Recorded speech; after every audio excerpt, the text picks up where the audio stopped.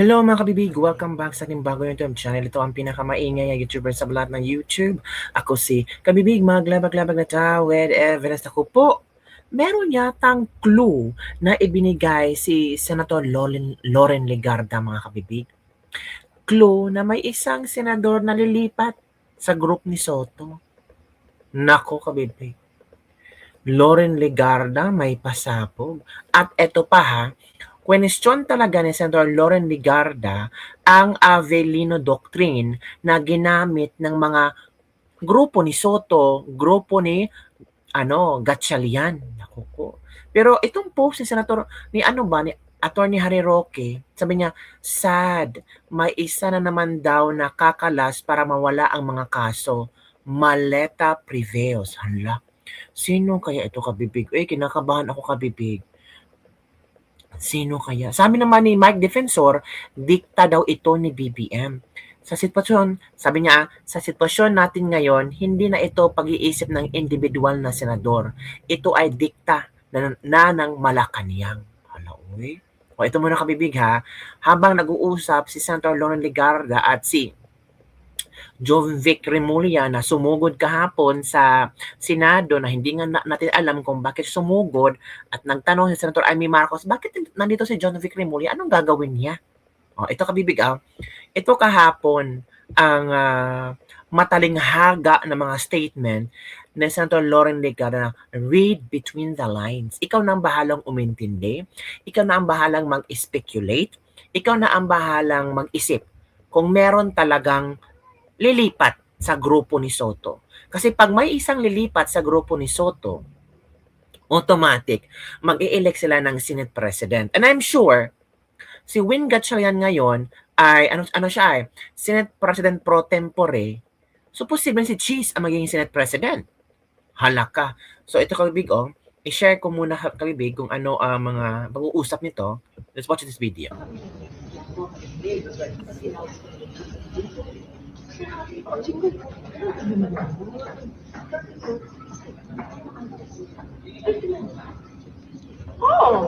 Exactly. Pagdating sila doon, rule 2 section 2. Rule 2 section 2, you're lawyer. You're a lawyer now. The Constitution, section 16. Kaya nga sila. Hindi, papaligan na. Ito solusyon sila. Papalikat ko na isa sa kanila para proper sila. Okay. Tapos magbutuhan. Higan na sila. Okay. Diba? That's good. Right? So I just want next time you come to my office. Okay, Jamie. Uy, ba't kayo nakinig? Oh! Ano kayo?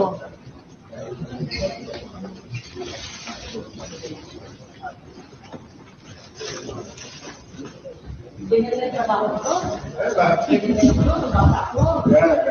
Gusto yung palagi ng istorya, di ba? Yes, ma'am. Tagal mo na, ha? Yes, ma'am. Sabi ni Senator Loren, ipalilipat ko na lang ang isa sa amin. Hala ka kabibig. Ano kaya ang ibig sabihin nito? Hala. Eto kabibig ha.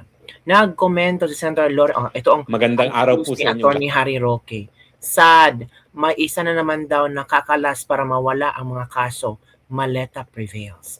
Panoorin natin ha ang live magandang araw ni Attorney Harry Roque kung may basihan ba ang 11+1 ang Avellino at versus Cuenco. Let's watch this video. Po sa inyong lahat.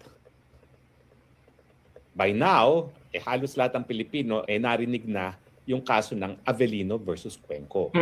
Ito kasi ang ginagamit ng legal na basihan ng BBM 11+1.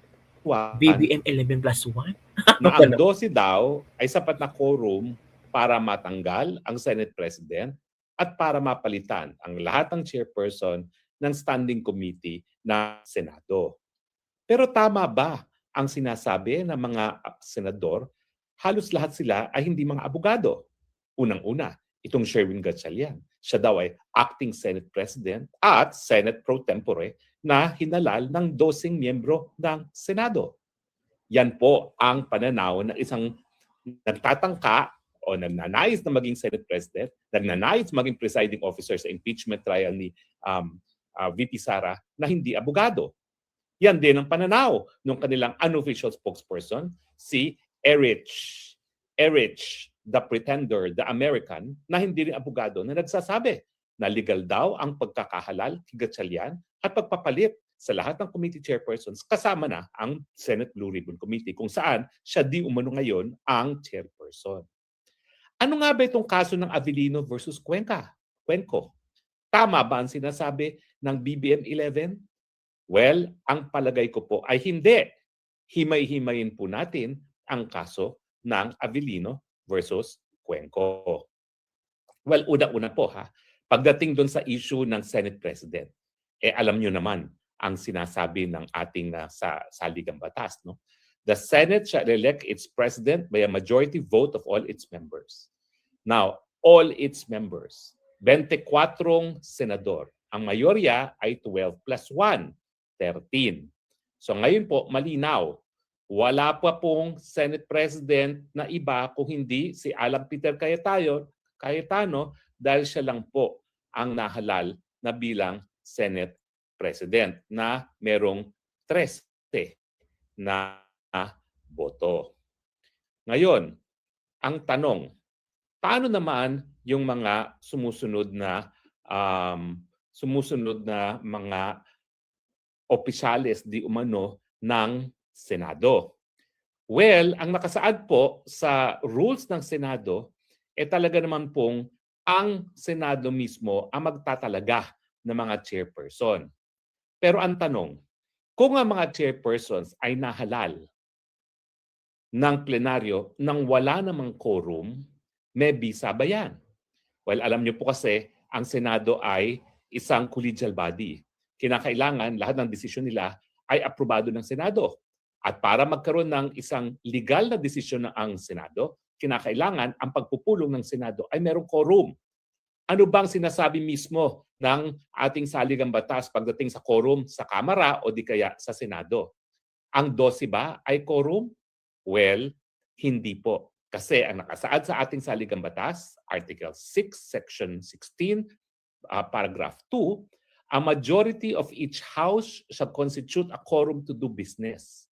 Ibig sabihin po, literal, mayorya ng lahat ng senador ang kinakailangan para magka-quorum. Ilan po ang numero niyan? Hindi po yan 12. Yan po ay 24 divided by 2, 12 plus 1, 13. Malinaw po na sang-ayon sa lengguwahe ng saligang batas, ang quorum para mapalitan ang mga chairpersons ng iba't ibang committee ng Senado ay dapat merong 13 na senador. Wala naman pong kaduda-duda na ang paghalal di umano kay Gatchalian ay meron lamang 12 mga senador at ang pagtatalaga di umano sa mga bagong committee chairpersons ay nagkaroon lamang ng boto ng 12 mga senador. Pero ang ginagamit nga nitong mga BBM 11 plus 1 ay itong Avellino versus Cuenco. Una muna kinakailangan sa mga non-lawyers gaya ni Gatchalian, ni Tulfo, ni Lacson at ni Tutasen, dalawa po ang dapat nating tignan sa kaso.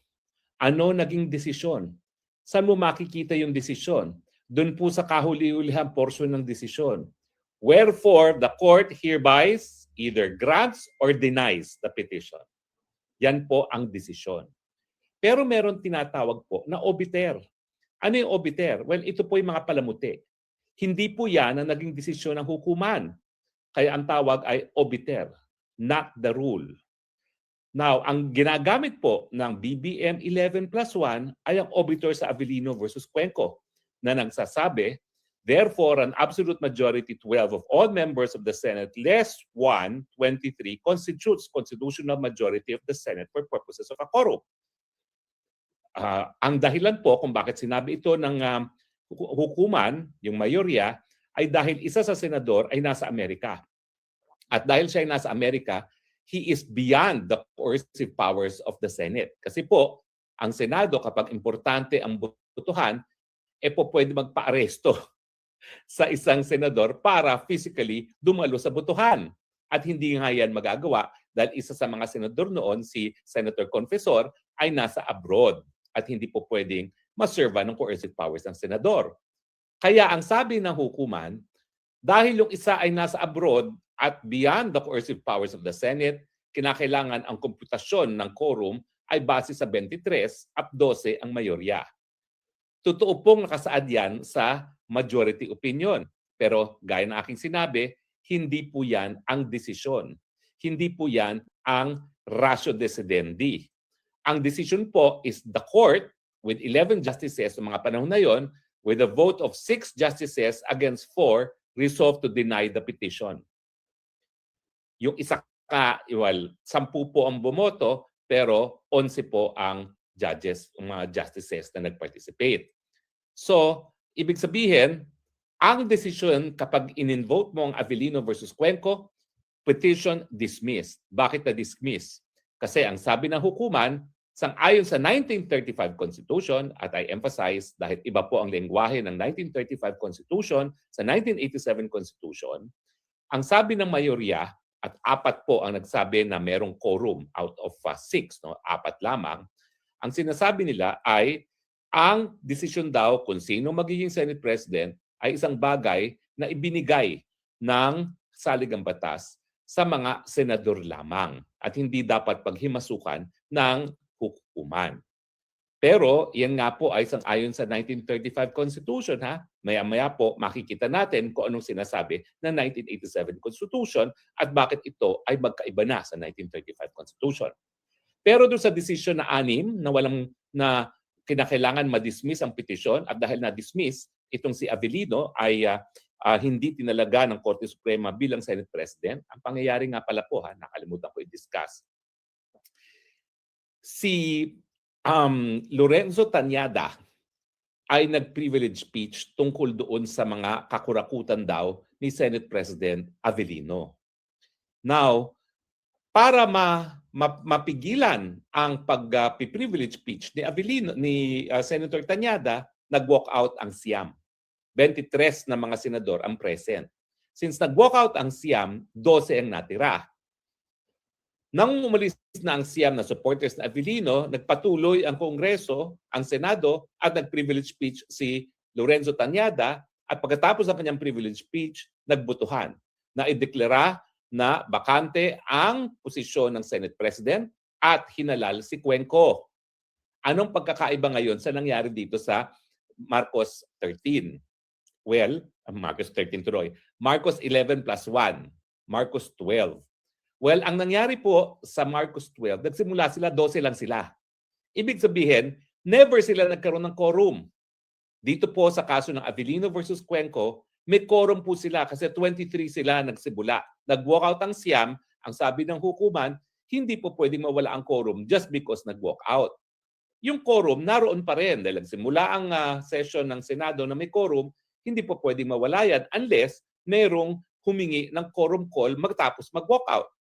At dahil wala namang ganyang pangyayari, ang sinasabi nila, talagang may quorum. Pero yung quorum na yon ay hindi 12. Yung quorum na pinagsimulan ay 23.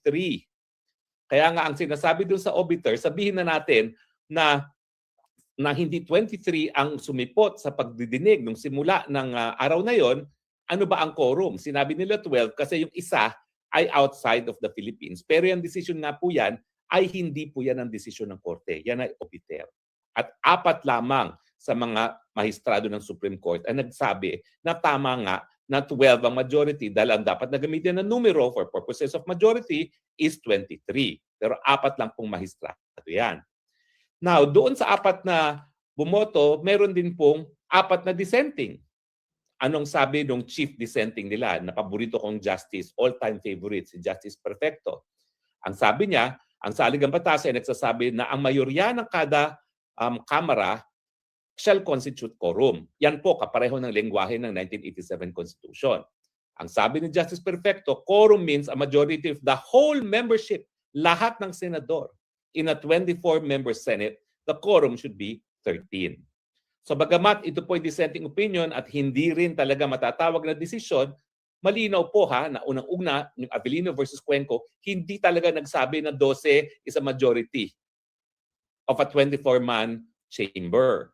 Ang sinasabi ng majority na wala naman pong jurisprudential value kasi nga po 4 na boto Mas lamang, magkaroon talaga dahil yung sa isa ay isang abroad at lawyer, hindi no? makukumpel ang attendance, Matutunan tayo dapat kay gamitin ng Attorney Harry numero for Roque. purposes of Makinig ka kay majority is Kabibig. 23. Pero hindi po yan jurisprudence. Wala pong jurisprudence. Yun Jurisprudence, pala. no jurisdiction, petition, dismiss. Kasi noong mga panahon na yon, sang-ayon sa 1935 Constitution, tanging mga senador lang ang pwedeng magdesisyon kung sino ang Senate President. Oh. Ang tanong, ito bang Avellino versus Cuenco, as it is it still good law?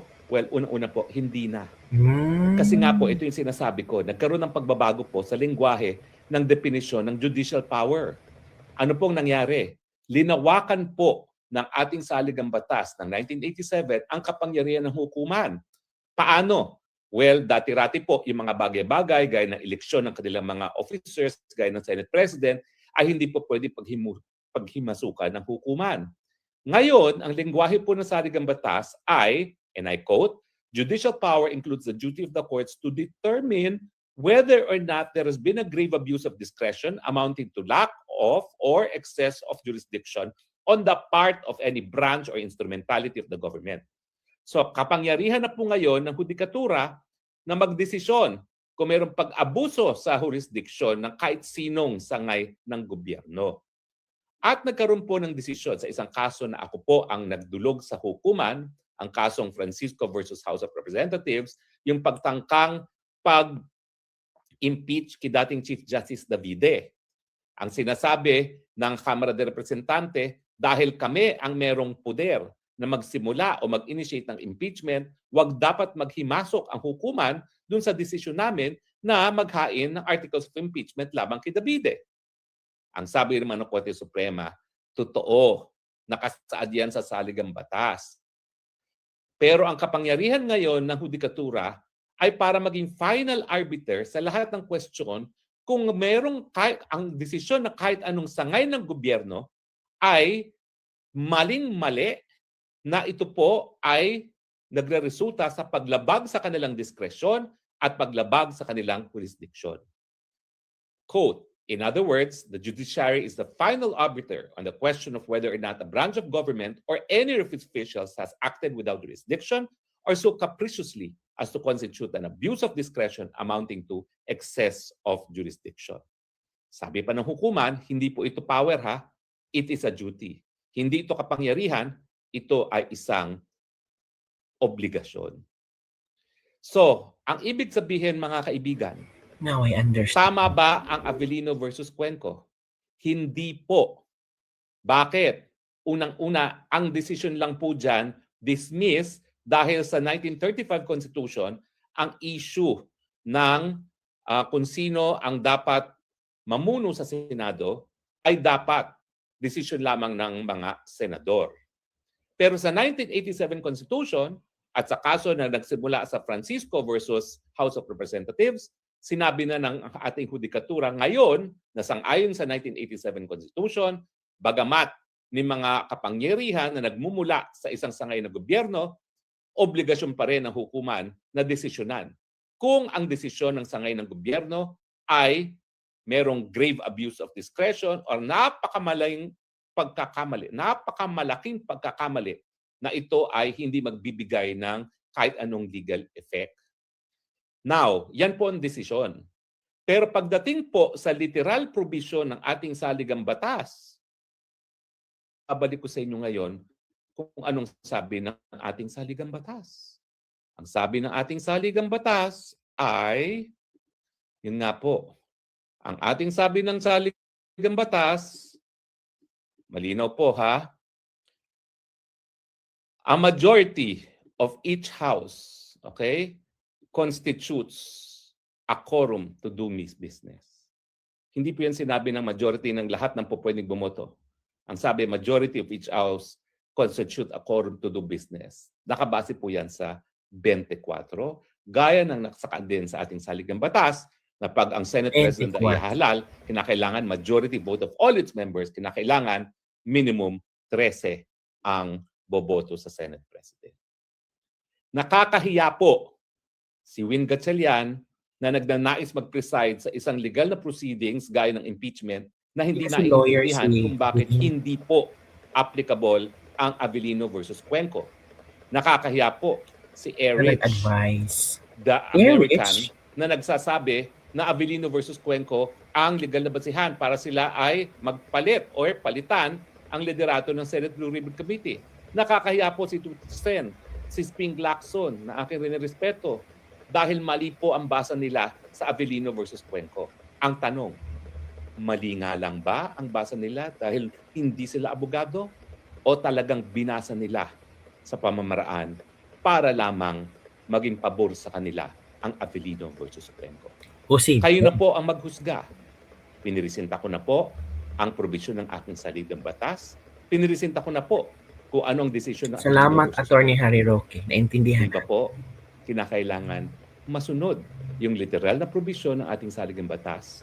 Para sa Senate President, kinakailangan 13 ang bumoto. Meaning, Alan Peter Cayetano remains as the Senate President habang wala Yes. silang 13 na boto. At siyempre, para mapalitan si Senator Pia Cayetano bilang chairperson ng Senate Blue Ribbon Committee, kinakailangan nagkaroon ng quorum doon sa pagpupulong kung saan tinalaga si Erich, the American, Erich. bilang chairperson ng Senate Blue Ribbon Committee. Ang tanong, Erich. may quorum ba doon? Wala. Sa tingin ko po, malinaw sa lengguwahe ng saligang batas at sa desisyon din ng Avellino versus Cuenco na kinakailangan 13 ang 13. naghalal kay Erich. Meron ba 12 is not 13 boto? 13. Wala. Kaya nananatili si Senator Pia Cayetano bilang chairperson ng Senate Blue Ribbon Committee. In any case, yung pagdinig naman na pinumunuan ni Senator Marcoleta, wala namang general na kapalit bilang chairperson ng subcommittee on the flood control scam. Correct. So naninindigan din tayo na talagang patuloy na chairperson ng subcommittee on the flood control scam si Senator Marcoleta. Makikita niyo po sa ginawa nilang maling pagbasa sa Avellino versus Cuenco Ooh. ng politiko, babalukturin ang batas. Kaya nga po Bending ang the tawag law. sa kanila, ang BBM 11 plus 1, the law benders, not the law makers. So yun po, kabibig na natin si Attorney Harry Roque ha. Mas maganda talaga no, pag makinig tayo sa mga lawyers, talagang maiintindihan mo kung ano yung Avellino versus ano, sino ba yun? 'Di ba? Salamat Attorney Harry Roque sa iyong pagpaliwanag, Avellino versus Cuenco. Diba, mga kabibig? So ikaw kabibig, naintindihan mo na ba? Hindi mo pa rin naintindihan? Ako, panoorin mo ulit. At panoorin mo si Attorney Harry Roque para maintindihan mo, para hindi ka mangmang. 'Di ba? Si Senate President Cayetano pa rin ang ating Senate President. Sana walang nilipat kasi yung sinabi ni Attorney ni Lauren Ligarda na papalipatin ko lang yung isa namin at chika-chika na meron daw nilipat. Ako, sana hindi. Yun lang kabibig. Don't forget to like, subscribe, and share this video. Bye everyone. See you next time.